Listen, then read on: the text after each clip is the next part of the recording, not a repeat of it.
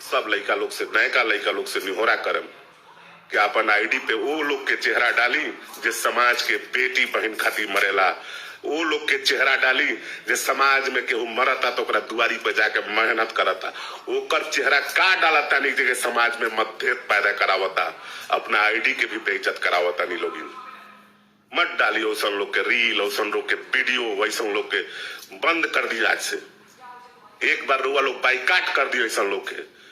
हमारा पूरा पास में जैसा ही बाइकाट करे नू खैला बिना सब जना ठीक हो जाए, लोग बढ़िया बढ़िया गावे लगी लोग।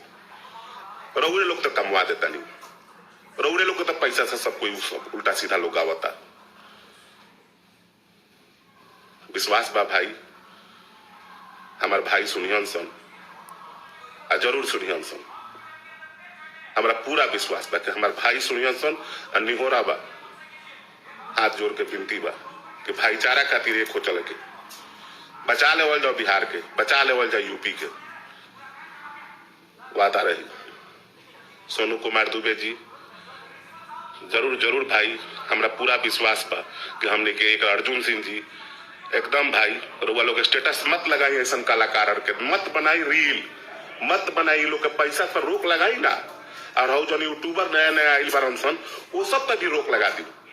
जहां जे लाई का व्यूअर्स जो 500-600 गई लू, ये सब जना अपने आप सुधार हो जाए। लोग एकदम बंद कर दी, लोग एक बार तय कर ली लोग ना बढ़ाए सन।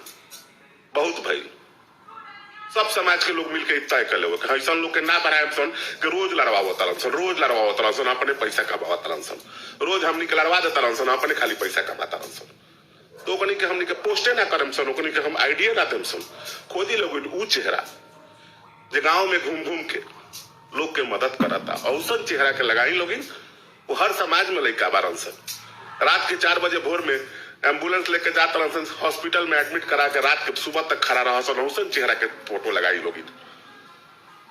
शायद रुआ लोग के आत्मा के भी शांति हुई, मन के भी शांति हुई। औसन चेहरा के लगाए जो मतभेद करावता, जो आपसी विचारधारा के खत्म करता। सारा लोग मैसेज देता कि हमने के एक हैसन, हमने के एक हैसन, ऐ कलाकारन मुआ दिले बारन सन। हमरा विश्वास पर रुआ लोग रोक लेम लोग, उम्मीद बा सुधीर सिंह मुहिम में रुआ लोग अगर हमने के साथ देता नहीं तो हमरा पूरा उम्मीद बा कि रुआ लोग एकदम निश्चित रोके लोग। एक एहसान रही हमरा पे, हमने के आपसी भाईचारा, हमने के परनामा पति सब छोड़वा दी हम सभी कलाकारन, गार्जियन लोग से आशीर्वाद छोड़वा दी हम सब। खाली रोवा तरन सन, पैसा कमा तरन सन, गावा तरन सन, पैसा कमा तरन सन, रील बनाओ तरन सन, वीडियो बनाओ तरन सन। रोक ली लोग भाई, सब बिहार के सब समाज लोग से निहोरा बा के रोक लेम लोग। हमरा उम्मीद बा अगर लागत हो कि सुधीर सिंह अच्छा बोल रहा तो हर समाज के लोग ये हमरा पोस्ट के शेयर करी लो और पूरा बिहार में दोहरा दी लोग ने पोस्ट के कि नौजवान शक्ति के लागो सुधीर भैया के बात में दम रहे। हम बहुत जल्दी कुछ कहेला ना आनी, हम मन दुखित हो गई लख, सुबह से एक बार गलती से खुल गई लगा तो कभी केहू के गाली देता, कभी केहू गाली देता, बंद हो जाए के चाहे।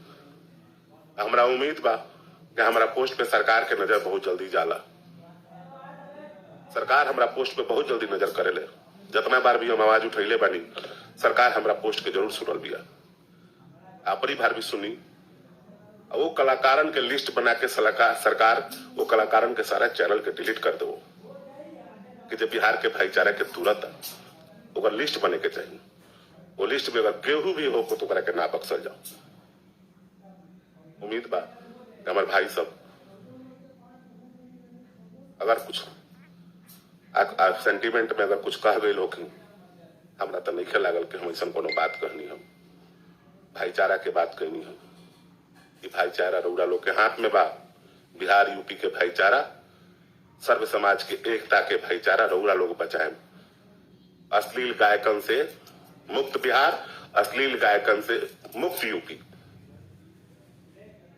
नीमन गाना ना सुने निशन भाई, नीमन गाना अजीत आनंद गई हम रील बना देनी, बनाई ना रुआ जौन गाय हम ना बने तो सुधीर सिंह ना हम रुआ साथे आगे बैठ जाए। अच्छा गाना गायम तो हम आप बताइए, अब उल्टा सीधा गायम तो कैसे बैठल जाए। लाइन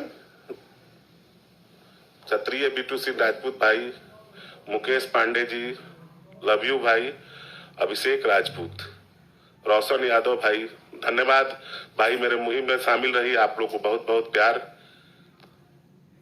धन्यवाद सभी लोग को धन्यवाद, लव यू भाई।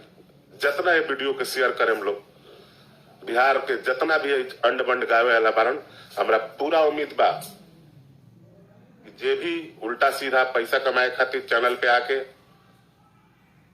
अगर केहू उल्टा सीधा गा देता, काल से वो अपन चैनल से वो गाना डिलीट कर ले, हो अच्छा रही, सब लोग खाती अच्छा रही।